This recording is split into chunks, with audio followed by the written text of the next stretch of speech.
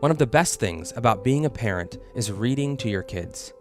And then as they get older, it's such a joy to see children develop a love for reading on their own, as they engage with stories that spark their imaginations and stir their hearts. In our interview today, I'm talking with trauma surgeon turned fantasy author Kathryn Butler about the power of stories to help our kids grasp and value the true story of God's redemption. Katie shares about how reading with her kids helped to carry her family through the pandemic and explains why good stories resonate so deeply with all of us, including our kids. Katie's new book is The Dragon and the Stone, the first volume in the Dreamkeeper saga, a new fantasy series for kids. Let's get started. Well, Katie, thank you so much for joining me again on the Crossway podcast. Oh, Matt, it's a pleasure to be here. Thank you so much for having me. Yeah, we've had the pleasure of talking with you a couple times now.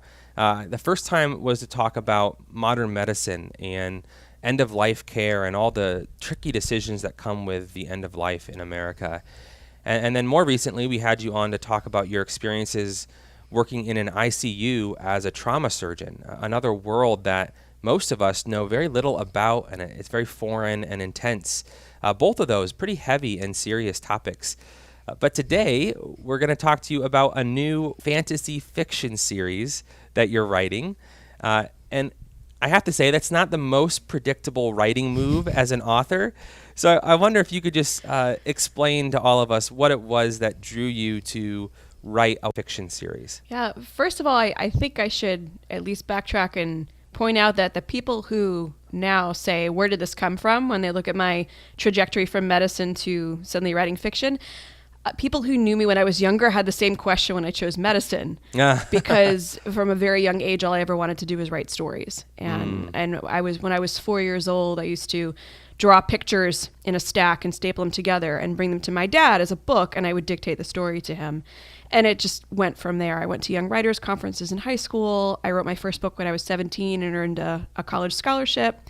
I wrote a book between med school and residency because I had the story in my heart. So stories have always been very dear to me.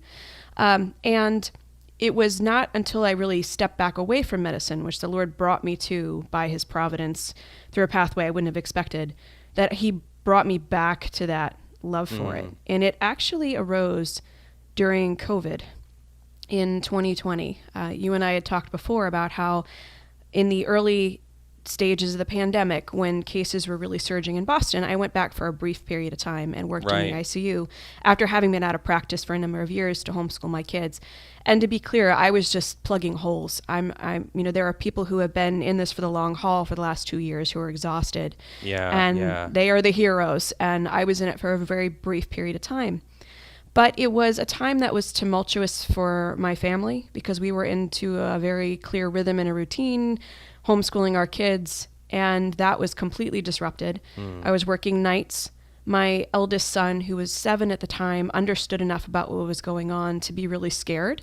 Scared for you? For me. He was worried that I would get COVID, and we knew so little about it then, except that people were dying from it. Yeah. So he was very frightened by the whole thing, and so it was a really stressful time for our family. And there was this one day after I'd been working in the ICU, I would come home, sleep, get up, and go in again. And I would do that for like 3 nights in a row. And during one of those days, I just saw in his eyes like the worry and the anguish. And before I went back to work, I sat down and did what is really the beating heart, I think, of many households with young kids. I sat down and we read together. And we had been reading through the Lord of the Rings trilogy, and we're already into the Return of the King.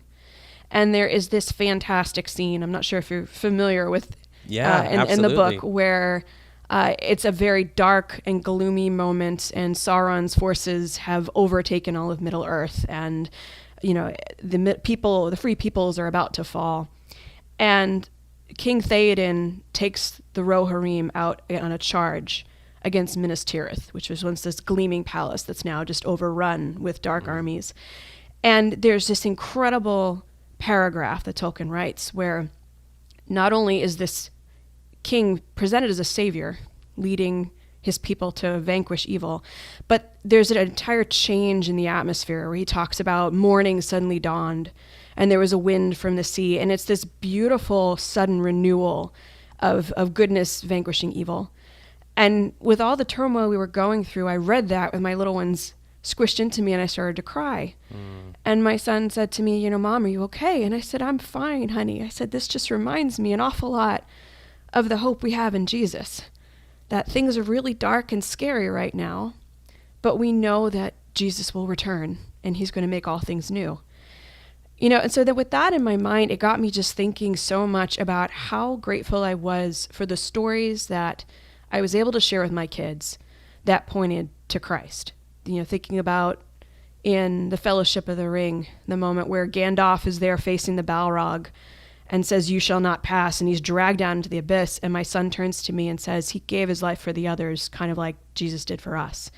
Or the moments reading the Chronicles of Narnia with my kids, which are so steeped in allegory. But I remember my daughter when we were reading The Voyage of the Dawn Treader, and there's this wonderful moment, which again, it's a lot of gloom and despair, and then all of a sudden, Aslan comes out from the mist and he says, courage, dear one. And you see this image of an albatross. And my daughter, who was 6 at the time, leans over and it's like, Mom, that's kind of like the Holy Spirit. And just thinking about all these moments where I was so grateful for stories bringing to life gospel themes in a rich way that helped to give our family hope. And so with that in my head, when then I had this image that came to me of a girl walking in on a dragon in her kitchen, eating her food, whereas normally, you dismiss it because you're busy and these are childish things. I let it linger, and that's when I started turning to, okay, this is a story that maybe I should pursue, and offer others and my own kids what I've appreciated so much by children's authors. It's amazing how much you hear that same kind of story, though, that of like a single vision. I think J.K. Rowling is famous for talking about having this vision of a little boy with a little, lightning-shaped scar on his forehead, and that kind of sparked this whole world that arose out of that. What's behind that? What do you think is going on there? Was it that simple for you, or was there more of a story there at place? No, it was. I think we have these moments constantly, because as children you see them constantly where something will come up and they'll get an idea, and whereas kids, they run with it. As adults, we're too busy. And I think it really was this moment where it's something normally that I would have just discarded, but because this narrative of thinking and reflecting upon how much children's literature has been so rich in our family, I didn't ignore it, and so I started asking questions. So my first question was, well, who is this girl? And why is there a dragon in her kitchen? And what is her story? And what is her background? And it kind of evolved from there. And the writing process for me has been a lot about that. It's been a lot of discovery. It's almost like the story exists in and of itself. And our job as authors is to unveil them. Almost like, I think Stephen King talked about this actually, saying almost like you're not an architect. An archaeologist. Yeah. And it's some kind of artifact, and you're, brushing away the dust, trying to unearth this relic. And that's kind of what it felt like. The whole writing process for the past 3 books has felt like a process of discovery. Like the story is there, and my job is to bring it to light. Yeah. Well, I'm reading the book right now, as you know, with my 8-year-old daughter, and we're a number of chapters in, and she's loving it. It's just kind of the perfect audience. She's the perfect age for what you're doing in the book. But it's interesting to hear you say that it feels like you're an archaeologist, and yet it seems like there's pretty clearly a lot of semi-autobiographical elements in the book that kind of resonate with you. So for one, Lily, the main character, her mom works really long hours at the hospital. And it kind of leaves Lily to fend for herself a little bit, her and her grandmother. And it seems like there's probably some connection there. So how did you think about those autobiographical bits? I think we write best what we know. And so as things came out, and Lily herself is kind of a composite in a lot of ways of people in my own life. She's brave like my own little girl is. She's eccentric like my son is. And the fact that she's short, that was me. That was the one trait. That was me. Even as a doctor coming out of residency, I used to call it the Punky Brewster look. People would look at me and I looked so much younger than I actually was. And it would be like, Punky Brewster's going to do my surgery. Are you kidding? So that's something that I was familiar with and always kind of bumbling through things. And I think that just naturally flows. We write what we know well, and I wouldn't want to necessarily stretch out and incorporate a lot that is I'm not familiar with, though we do research, but because I think that would be forced, it wouldn't be genuine. So I think that just comes up because it's what we're familiar with and what we can speak into easily. Yeah. Well, you mentioned your kids already. I wonder if you could just tell us a little bit about your family. Yeah, sure. So I'm parent to Jack, who's 9, and Christy is almost 7, which she will remind you.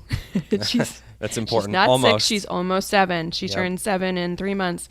And I've been homeschooling them this is coming up on 6 years. And it has been never something that we expected. I was a full-time career physician. But was homeschooling something that you had experienced yourself as a kid? No, I was raised in public school. I did not even know Christ, which I've talked about, until I was 30. So it was through my medical work that I found the Lord.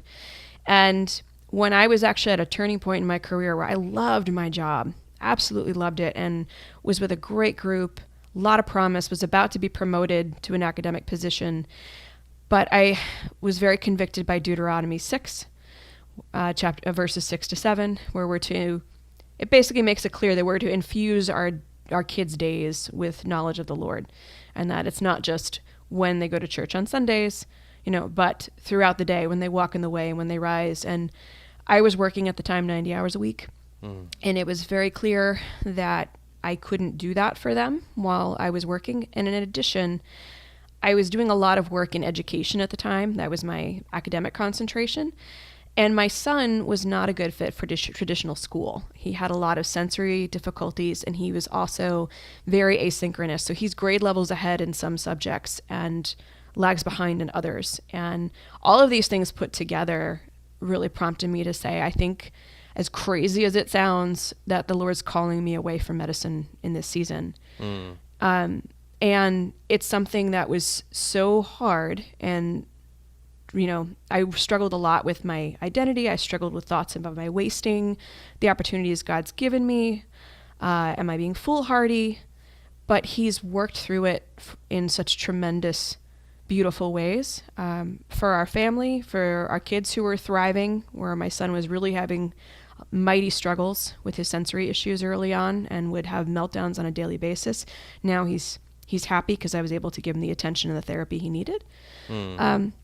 And also the writing ministry that's come out of it is something I never would have been able to juggle or pursue if I was working, So the Lord's just been incredibly gracious to us. And I'm awestruck on just how kind He's been to us on a daily basis over the last few years. Yeah.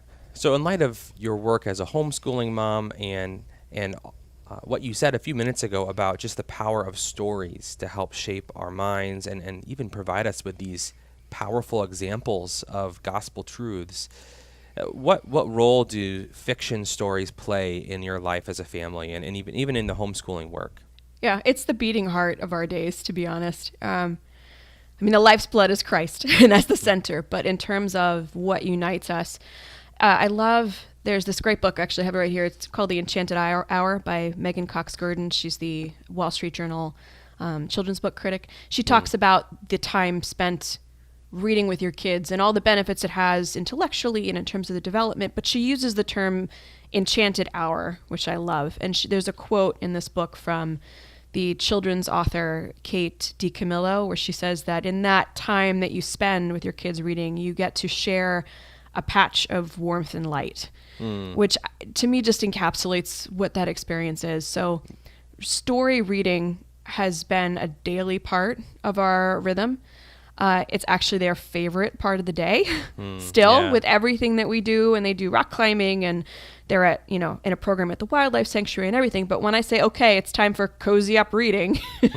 That's what you guys call it? That's what we call it. And we sit down on the couch and we have a stack of books and we'll have usually 4 at a time in either anthologies or it'll be a children's novel, and we read a chapter from every day. And it's been vital. They love it. And it's been a great opportunity for us to connect. And just with there are these themes that constantly come up, even if it's not an overtly Christian book, if it's not something like the Chronicles of Narnia where there's so much Christian allegory. What I find, and Tolkien talks about this, is that there are these redemptive arcs that will course through stories, or there are these threads of good versus evil that will arise that give you the chance to pause and turn to your kids and say, what do you think about that? What does this remind you of? So reading an anthology, an abridged anthology of Dickens stories, and we're reading about Oliver Twist, and there's a lot of concern for orphans and widows, and we'll think about, does that remind you of anything? What's at work here? And then it was looking at The Tale of Two Cities, and my son turns to me and he says at the end, he gave his life for the others. That's that kind of sacrificial love for others that you see through the Bible. The Wingfeather Saga, which has these beautiful Christian themes of sacrificial love at the end. What a wonderful series that is. Oh my goodness, and redemption, and so, Tolkien on fairy stories, he's got this great paragraph at the end where he talks about the fact that stories resonate with us and create these bursts of joy when the truth is basically bursting through the narrative. So that great stories resonate with us, and the best ones resonate with us because they have an echo of the gospel in them, and that they thrill us because that's actually the gospel thrilling us in those moments. And so it's been a delight. And the kids need scripture first and foremost, but I've just found that really imaginative, beautiful stories that echo and mirror gospel themes are a really beautiful way to expound upon and reinforce what they're learning in the Bible. Yeah. And my sense is that many Christian families and parents, they kind of rediscover the power of stories when they have small kids and they start reading to their kids like that. But it also, though, with that, it feels like almost a truism that for many of us as Christian adults, we can tend to maybe not feel like fiction and stories like this are that important. We can we feel like our lives are busy, they're packed full of stuff, and even if we're readers, we can maybe think, I should be reading theology or Christian living type stuff that's going to really help me and grow in my faith. Why do you think it is that as adults we can so often lose an appreciation for story? Oh my goodness, what a great question. I think you hit the nail on the head. It's that we see ourselves as having outgrown it, and that we have better work to do or more intellectual work to do. But the truth is, if from the dawn of time, right straight from the garden, we are a people that are well versed in stories, and stories are what we remember. There's a lasting power to a narrative or to a character that stays with you. But I think because we so rarely study them in the upper grades, and we transition to things that are more academic or more serious, I think the delight in them starts to fall by the wayside. But I think you're absolutely right. I don't know if you've had this experience yet, if you've read like the Chronicles of Narnia with your kids yet. I was not a believer when I first read those as a kid. I still loved them. It stirred something in me that I think great stories do in all of us, even if we don't have the words for it yet. Yeah. But then going back and reading them with my children, when I know Christ, I think on every single page I started crying. And I would turn and I would put the book down. I'm like, do you understand what this means? You know? And it was this incredible rediscovery. So it's been, for what you're saying, Matt, it's been a real joy that I didn't anticipate for myself too. Yeah. In embarking into these tales again and seeing the delight on my kids' faces, but also for me, just seeing in such beautiful ways these gospel themes come to life. Definitely been our experience as well. You find a good children's book written by a good author who knows their craft, and it's so meaningful, maybe even more meaningful for us as parents than it is for the kids. We catch a lot more beauty and significant stuff there. You mentioned just the true themes that can permeate these stories, that can testify to these broader truths about God and about humanity and about our place in this world and what we need. And one of the themes that I feel like is somewhat common in literature, and maybe even in particular children's literature, is a theme that I think you pick up on in your book. Pretty early in the book, we learn that Lily's father has died somewhat recently. And it's pretty clear that Lily and her mom are still in the midst of their grief and processing that loss. And it got me thinking about how this theme of absent parents and even an absent father in particular seems like it's pretty prevalent in kids' movies and books. And I think of movies like The Lion King, the Harry Potter series. Harry's parents are both gone. And then even more recently and quite poignantly in the Pixar movie Onward, where, again, the central character has lost his father. Without giving away any spoilers about the book, why did you decide to make Lily fatherless in this book? Yeah, I think I really felt a need to, and first of all, I want to say that I think sometimes we try to sugarcoat how much kids understand and try to say that they don't understand a lot about suffering. And I think that, especially having seen my son wrestle with some deeper questions, in the wake of COVID, he started to have questions about God's goodness, or even if God existed. And so we had to do a deep dive into Job with my 7-year-old to try to help bring him through that. But I think it's important to, number one, acknowledge that kids, as much as they're shielded from a lot of the hurts of the world, they do tend to be aware of them and to have fears that are real and fears that are big. And another reason why that's number one. And then another thing is that I really wanted these books to be able to point to hope in the darkness. And I thought, for a child, what are the things that help to confront them with what can be really dark about the world that we live in that's fallen? And so that's why I wanted her to be someone who was struggling. Yeah. And to make that clear, that there was something very real at stake for her. Throughout the book, she's an outcast. She doesn't quite fit in. She's the imagination that she has, that she dives into to help her cope with her dad's grief, gets her into trouble constantly. She's kind of lost. And I wanted her, through this narrative, to discover where her worth truly lies and where she has a home, and to give her some hope in the midst of darkness. Yeah, that makes me think of a scene kind of late in the book when, again, trying not to give away too much here, but Lily kind of has to come face to face with the question of her father's love for her, and she's, or maybe lack of love for her, and it's a pretty intense and even scary scene on a number of levels. There's that relational level with her dad, and then there's also kind of what's right in front of her. And I wonder, as you think about that and the way that she has to question her father's love, was any of that personal for you? Did that kind of flow out of your own experiences as even a young girl with your dad? Thankfully not. Thanks be to God. It was, that kind of narrative actually arose because throughout the book, you'll as you know, it's not strictly allegorical, but there is a Christ figure, and there is a figure who's the adversary. And so it was more asking in my head, if this character was confronted with Satan, what would Satan say? Yeah. And so Satan throughout is very much someone, which I think is true to what we see in the Bible, who says things that sound very convincing. And he's, the father of lies. And so and I was thinking, actually, even going back to Genesis, of what did Satan do? Satan tried to convince basically Adam and Eve that no, God's not telling you the truth, and that lessens God's love for you in the process if he's not telling you the truth, And so it was more a reflection about who I thought Satan was. And so there's this conversation that she's having with this character, and I said, what would he say? What would he say that would unnerve her? And how would it be deceitful, and how would he achieve his aim? So it was more thinking about the characters and how the Bible informs them in that moment. Yeah.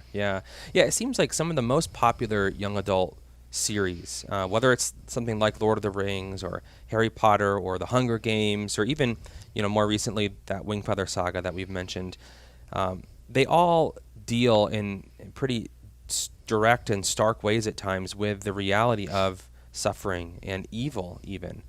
And loss. And to your point earlier, I think they presume that kids can understand these things and already do have a sense of these things that can be maybe deeper than we as parents even realize or want to realize. So how did you think about the challenge of depicting evil and loss and suffering in an honest and realistic way that takes your own children and other children seriously, but also in an age-appropriate way? How did you kind of strike that balance? Yeah. We've talked about the Wing Feather Saga, and Andrew Peterson had a beautiful remark that he's used talking about his own series, where he said he wanted to give kids a match strike in the midst of darkness. And so there are really dark moments in his book as well, but hope isn't far behind. And so I wanted to do the same thing, where the danger is real and the fears are real. And I didn't want to play down on that because, as I said, my own son had recently, over this period, dealt with some significant doubts that left him really discouraged. And so I wanted to at least honor that, kids have real fears, and kids will experience moments that are very dark. And so I tried to make sure that nothing I did was too graphic, that would be scary in that way. And that, there was never a lot of violence that you saw, but that the danger was there and present. But the hope was even greater, and the hope shines through. And so I try to strike that balance. I hope I was successful, but I wanted to at least honor the fact that kids legitimately deal with some real fears. And not play that down, but give them a hope that's even brighter that can chase away that darkness. Yeah. Do you feel like there have been times in your life as a parent, maybe your husband's as well, where you've been surprised at the understanding of your kids and the questions even that they had about a situation? Yes. Did that ever kind of take you off guard? Absolutely. Absolutely. I think we talked about this during our last podcast. My son, when he was only 5, I talked about my friend David, who was dying and who had a very close relationship with both my kids. He was their Sunday school teacher. And because of my medical background, I was very involved with him during his last days. And my son was very aware of what was going on. And he, one evening, had this amazing conversation where he started to ask me, when Mr. David dies, will his lungs be pink? He had emphysema. And so he understood what that was and was asking, does that mean, when we see him again, will he be completely well? And then he's the one who said to me, Mom, I want to see him every day until he dies. He was 5. And it was because of that actually we went back and had our last conversation with him, because he fell unconscious 2 days later. But it was like the wisdom of this little boy who could see the writing on the wall and saw what was important, which was, I'm thinking about everything else that I have to do. And yes, I'm trying to support my friend. And my little boy says, we need to see him because we're not going to see him again until heaven. And so we've had many such moments where I've just been so touched and astounded to see the wisdom of kids. And even not as a parent, I can think of back when I was in college, I spent a lot of time as a pre-medical student doing volunteer work at Memorial Sloan Kettering Cancer Center. And so witnessed kids who were in the throes of chemotherapy and saw them still just wanting to play in the playroom, but also saw them wrestle very clear-eyed with their own mortality and with some really hard things, and talk about them openly, And so I think it was that tension that I really respect, where kids can still be very lighthearted, but because they're dealing with something that's heavy doesn't mean they don't understand it. They often understand a lot more than we give them credit for. Another decision you made with the book, it relates to Lily's grandmother, who seems to have some kind of dementia. I'm not finished with the book yet, so maybe more will come out about that as we read. But again, it's not something that you see depicted all that often in my experience, and certainly not in children's fiction. But that's a reality of Lily's life and her experience of the world. And I'm curious if there's a specific reason why you decided to write her character in that way.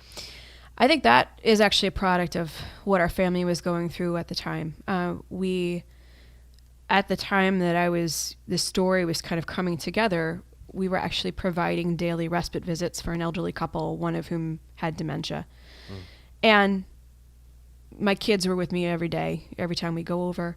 And what was so striking to me and heartwarming was that she was always such a lovely, lovely person, but couldn't remember who we were, couldn't remember much of anything. But whenever you'd open a book of photographs from all the trips that she and her husband took throughout the country, she never remembered the details of the trips, but she would see like the Alaskan glaciers and she'd gasp, and she'd just have this sense of wonder looking at it. And the other thing is that she always was able to sing hymns, and we have neurobiological understanding of that those are parts of the brain that are spared in dementia. But to me, it also resonated with a deeper truth, that there are experiences that for us as human tap into who we are, especially who we are in Christ. And the fact that we can cling to hymns long after we have forgotten who it is that comes to see us every week, to me is a gift and speaks to God's grace in our lives, that we may not understand what's going on around us, but we can sing his word and we can look at a skyline or a mountain landscape and be awestruck by his fingerprints, and so I think honestly it's because this friend of ours was very much in my mind. And so Gran has dementia. For that same reason, it was to me that she's a presence and she's lost in some ways, but there's still a depth to her.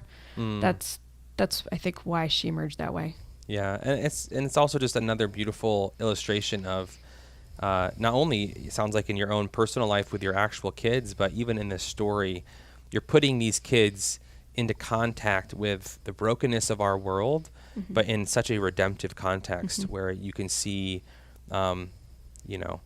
goodness and beauty flowing out of that. And it's really powerful. It really is.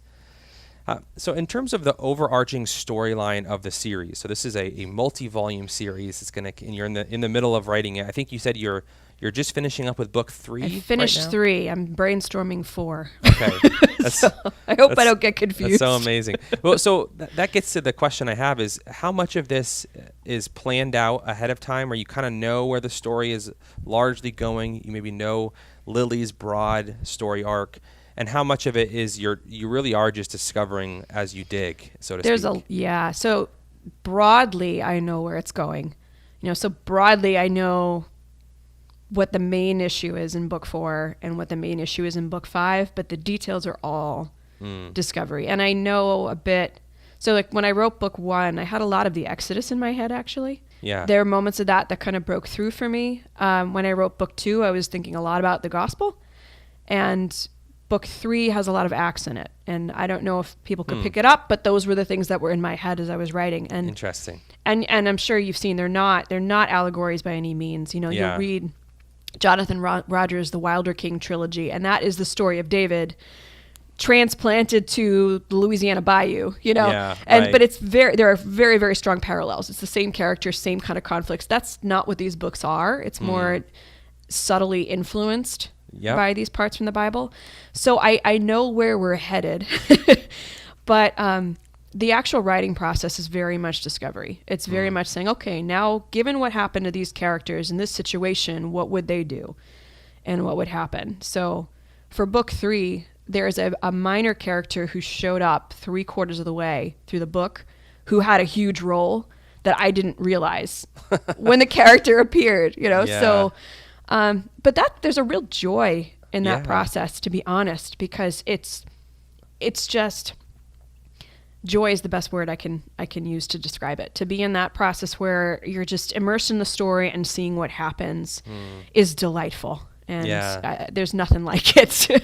That's such a cool, for someone who's not a writer, has never written a story like that, you kind of have a sense of what that might be like, and that sounds exciting and fun. Oh, it's so much fun. It's just thinking about the characters have to be real in your head. And so once you know them well, what happens starts to just evolve because you understand what they would do in this given situation. Yeah. So, 3, almost now getting into 4 books in, do you feel like you're still learning things about Lily, your main character? Yes. She deepens a lot in book 3. Book one is a lot about her discovering the source of her hope. The character arc over the next couple books, so we mentioned earlier, she's got this imagination that gets her into trouble, but we find in some contexts is actually a tremendous gift. But she struggles over the next couple books with not making that gift the source of her hope and not placing that in her heart in a position that, shoves out Christ is basically what the conflict is. And her trying to trust more in the Lord or in the books, who's the Christ figure, rather than in the works of her own hands. So her arc shifts over time. Yeah, that's so cool. That's just so true to how we are as humans. We think we figure something out. God works in us to sanctify us in a certain way, and then just as soon as we get through that, something else kind of pops up that we need to respond to. Yeah. Well, maybe as a final question, Katie, what would be your prayer for the kids and even the parents, the families that would start to read these books? What would be your prayer for them as they dig in?